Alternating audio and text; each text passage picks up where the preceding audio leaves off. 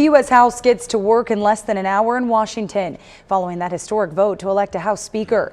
I sat down with Kentucky leaders on Capitol Hill and highlight what they're planning to get done.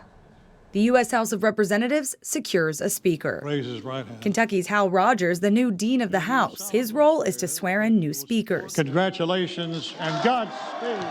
And with that, the House can move on to business with a Republican majority. A flip that bumps Kentucky's Representative James Comer into the chairman's seat for the House's investigative committee. And no one's held accountable for wasteful spending, and I want that to change. He says his first task, investigate COVID-19 spending. There have been hundreds of billions, if not trillions of dollars wasted in the name of COVID. His role also gives him the powerful tool of subpoena power. We're also going to be leading some very high-profile investigations. He says under his leadership, he hopes to investigate immigration at the border, the pullout of American troops from Afghanistan, and the Biden family. Over in the Senate's version for government oversight, Kentucky's Rand Paul is now the ranking Republican. I think the most important problem facing our country is the debt. Following addressing debt and inflation, Paul echoes Comer with the priority of investigating COVID-19. We need to investigate the origins of the virus, and then we need to significantly regulate this research so a pandemic like this doesn't occur again. Though unlike Comer, Paul is second to a Democrat chairman. We've had good conversations, and we'll see where that leads. It's this kind of bipartisanship Senate Minority Leader Mitch McConnell says will be imperative to get anything done. Neither side totally controls the government, and we'll have to learn to work together and try to make some progress for the country. Senator McConnell is now the longest-serving party leader in the history of the U.S. Senate. It's an honor to work in the Capitol every day and to try to make progress for the country.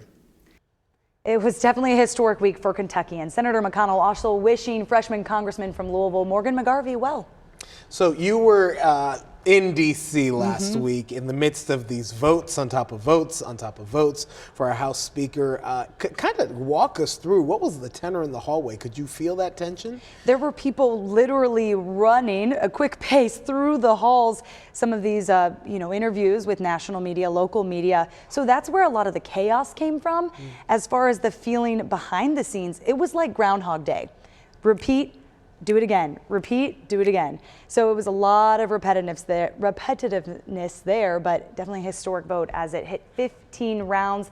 Didn't end up finishing until Friday evening. We had already come back to Louisville. Well, I woke up Saturday morning to find there had been a speaker. It went late into the night after the news had already ended, and I had gone to sleep. So definitely interesting news out of Washington. We had tons of extra content. If you want to see any of that behind the scenes in Senator Mitch McConnell's office, Morgan McGarvey's office, we have that right now, WDRB.com.